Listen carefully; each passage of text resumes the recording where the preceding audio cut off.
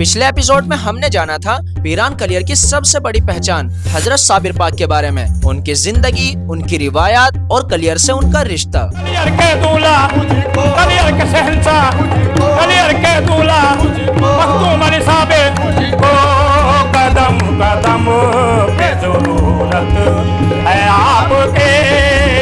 लेकिन उस एपिसोड के एंड में हमारे सामने एक और सवाल खड़ा हुआ था, क्या कलियर की कहानी सिर्फ साबिर पाक की दरगाह तक ही महदूद है या इस पूरे इलाके में और भी ऐसे मजार हैं जिनके पीछे अपनी एक अलग ही दास्तां छुपी है। आज हम इसी सवाल का जवाब ढूंढने निकले हैं कलियर के मजारों की तलाश में।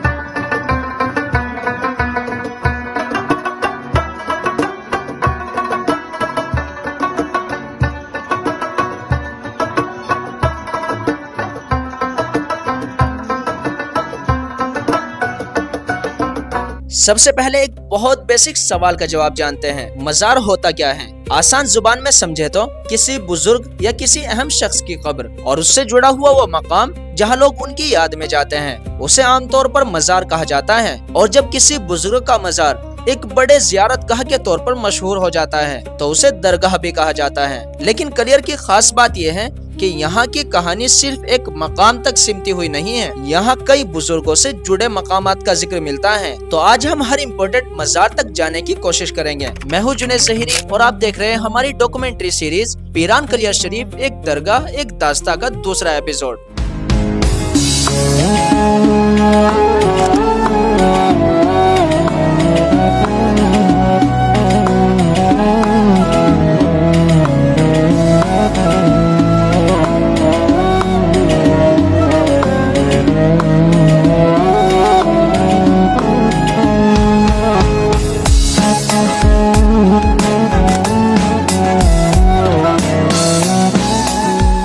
एक चीज मैं पहले ही क्लियर कर देता हूँ, इंटरनेट पर आपको कलियर के मजारों की अलग अलग गिनती मिल सकती है, लेकिन हम बिना वेरीफाई किए कोई नंबर नहीं बोलेंगे। हम ग्राउंड पर जाएंगे, लोकल लोगों से पूछेंगे, नॉलेजेबल लोगों से बात करेंगे और जितने इम्पोर्टेंट मजार हमें वेरीफाई होते हैं उन्हें आपको एक एक करके दिखाएंगे, क्योंकि डॉक्यूमेंट्री में नंबर से ज्यादा जरूरी है उस नंबर के पीछे की कहानी।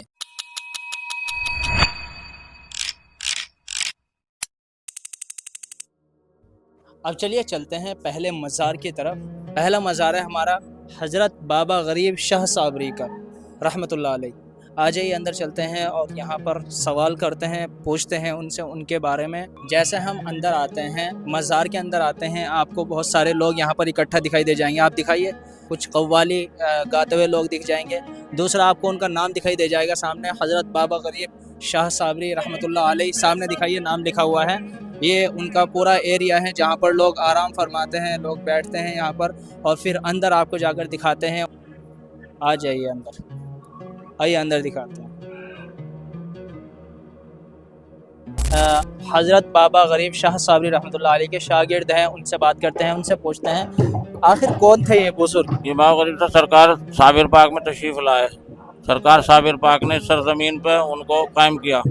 यहाँ पर इल्म का दरिया नहीं था, सरकार साहब ने इल्म का दरिया बहा दिया। और ये खानगाह सरकार साबिर पाक के बातुफैल आपके दरगाह है और इमाम पाक अबू मोहम्मद सालेह रहमतुल्लाह अलैह पाक के ज़ेर साए में आपने तालीम दी। और ये बुलंद दरवाज़ा आपने बनवाया। बुलंद दरवाज़ा कब बना? इसके तकरीबन कितने साल ऐसा होगा उसको बता दो। कहाँ कम से कम 50-55 साल ना होगा। 50-55 साल। आज इतने तो हो गए, 25 साल तो 26 वर्ष भर रहा सरकार का। आज नहीं होगा। कितना टाइम उन्होंने खिदमत की कलियर शरीफ? साहब ने तो सैकड़ों साल खिदमत की। यहाँ 100 कुछ साल की उम्र आपकी हुई। ये कौन सी किताब है? एक सूफी के सानिध्य में कलियर के बाबा गरीब शाह साहब। ये लिखी किसने है? ये मेजर जनरल हरि उनियाल जी हैं, उनकी धर्मपत्नी है। तो वो आई थी, कलियर आई थी, लगातार फिर आती रही। तो उसके ऊपर बाबा जी के ऊपर उन्होंने बहुत अच्छी किताब लिखी है। बाबा गरीब शाह के लिए उन्होंने किताब लिखी है। बाबा कोई आप बीती के उनके ऊपर? आप भी थी जो भी बाबा जी पे पहले रिकॉर्डिंग करती थी, वो उसमें छोटे वाले टेप में रिकॉर्डिंग करके फिर उसको हाथ से लिखती थी एक एक शब्द को। क्या नाम है इनका? ये जिन्होंने की दामनी ओनियाल। दामनी ओनियाल, ये देख सकते हैं दामिनी ओनियाल है, कोई राइटर हैं। इन्होंने ये वो आती थी अपने ज़माने में, जो हज़रत बाबा गरीब शाह का ज़माना था, उसमें वो आती थी उनके पास, और उनके जो सुनती थी, जो सीखती थी, वो सब कुछ, और उनकी ज़िंदगी के बारे में उन्होंने इस किताब में लिखा है।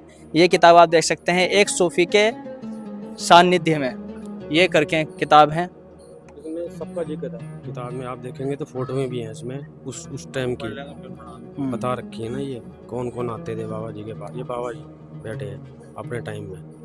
यही गद्दी जो अभी आपको हम दिखाएंगे, ये यही गद्दी है जहाँ पर बाबा जी बैठते हैं। आइए दिखाइए। ये गद्दी सरकार बाबा गरीब शाह जमालुद्दीन अनवर की है, और ये जो सभी लगी हुई है ना बाबा फरीदगंज शकरामा की है, यानी साबिर पाक के मामू।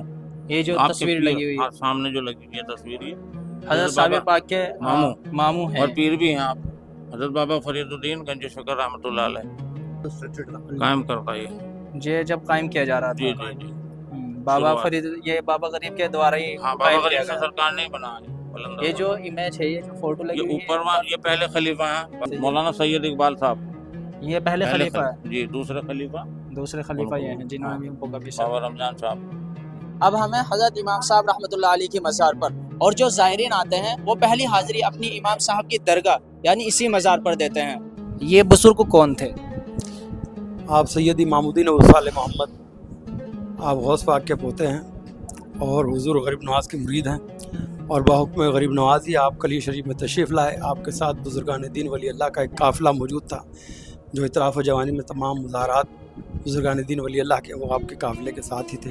कहा जाता है कि हज़रत इमाम साहब रहमतुल्लाह अलैह की दरगाह के बाद दूसरी हाज़िरी नाज़रीन के ज़रिए यहाँ दी जाती है, जो हज़रत क़िलक़िली रहमतुल्लाह अलैह की दरगाह है।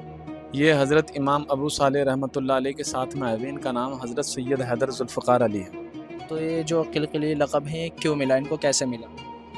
किलकिली हमारी भाषा में एक ये जो है चीख को जो है किलकी बोलते हैं, इस वजह से इनका लक़ब जो है किलकिली शाह रहमतुल्लाह अलैह पड़ा है, जो कि आप जलाली और बाकमाली हैं उसी वजह से। क्योंकि जब आपको गुस्सा आया, जब देखा कि जो यहाँ के लोग तानाशाही करते थे, बड़े बड़े जालिम और जाबिर लोग जो थे, जो तख्त नशीन थे, तो उसी वजह से आपने एक चीख मारी, जिसकी वजह से आपका नाम किलकी पड़ गया। किलकिली लोग कहते हैं। कितना पुराना ये मज़ार है? भाई ये मज़ार शरीफ तकरीबन 800 साढ़े 800 साल के लगभग आपका मज़ार शरीफ है। आप जो है शहीद हैं और सादात में से हैं। बहुत से मज़ार यहाँ पर ऐसी जगह है जो लोगों को पता भी नहीं है। ये देख सकते हैं मेरे पीछे एक मज़ार है हज़रत जलालुद्दीन रहमतुल्लाह अलैह का।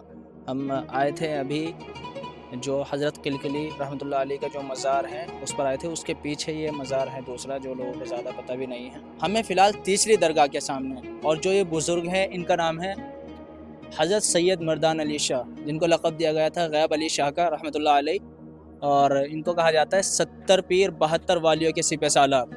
और ये जो दरगाह है ये 800 साल पुरानी दरगाह है। और आने वाले ज़ायरीन अपनी तीसरी हाज़िरी देते हैं हज़रत सैयद अली शाह रहमतुल्लाह अलैह की दरगाह पर।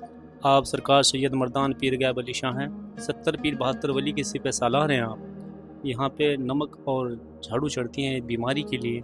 किसी भी कोई भी बीमारी हो, फोड़ा हो, फुंसी हो, कैंसर हो, दाद खा, कुछ भी बीमारी हो, सब बीमारी यहाँ पे गैब होती है। तो ये जो इनको पीर गैब का जो लक़ब दिया जाता है वो क्यों दिया जाता है? यहाँ पर जो पीर गैब का लक़ब आ रहा है वो इस उससे आता है, जो हुजूर साबिर पाक ने यहाँ फना बका बतलाया था, तो यहाँ से गैब हो गया, तो आपका नाम सैयद मर्दान अली था। अच्छा। तो उसमें गैब लग गया, फिर तो आप यहाँ से गैब होके जो है ना, हमारे महमूदपुर कब्रिस्तान में आपका मज़ार है। जो ये लक़ब दिया जाता है 70 पीर 72 वालियों के सिपह सालार, ये लक़ब किस तरह मिला उनको? ये लक़ब आपको इसलिए मिला है क्योंकि इमाम साहब और हैदर अली साहब बाबा, क़िलक़िली साहब बाबा और सैयद मर्दान अली पीर गैब साहब बाबा, ये हुजूर साबिर पाक से पहले आए थे, तो इनको लक़ब दिया था इमाम साहब ने, सैयद मर्दान अली पीर गैब साहब 70 पीर 72 वली के सिपह सालार। ग्वालियर के मज़ारों की खोज में चलते हुए एक चीज बार बार सामने आती है कि हर मज़ार के साथ एक नाम है और हर नाम के साथ एक कहानी। कुछ कहानियां हिस्टोरिकल रिकॉर्ड्स में मिलती हैं, कुछ लोकल लोगों की जुबान से सुनने को मिलती हैं, और कुछ रिवायतें ऐसी हैं जो नस्लों से आगे बढ़ती चली आ रही हैं। और इसी वजह से ग्वालियर को समझना सिर्फ एक जगह को देखना नहीं, बल्कि उन कहानियों को समझना है जो लोगों के दिल में जिंदा है। चौथी हाजिरी जो दी जाती है हजरत अलीमुल्ला अब्दाल शाह की दरगाह पर। ये देख सकते हैं हम फिलहाल यहीं पर आए हुए हैं, और यहाँ के जो जिम्मेदार हैं, यहाँ पर जो इमाम साहब हैं, उनसे हम बात करते हैं। आइए। दरगाह पर, मज़ार पर कितने टाइम से खिदमत अंजाम दे रहे हैं? साहब हम यहाँ तो 1989 से सरकार की खिदमत में हैं और 1989 से अब तक हुजूर की खिदमत में रहते आ रहे हैं और इंशाअल्लाह रहते रहेंगे। ये जो हज़रत अलीमुल्लाह अब्दाल साहब जो है, ये कौन बुजुर्ग थे, इनके बारे में थोड़ा बताइए।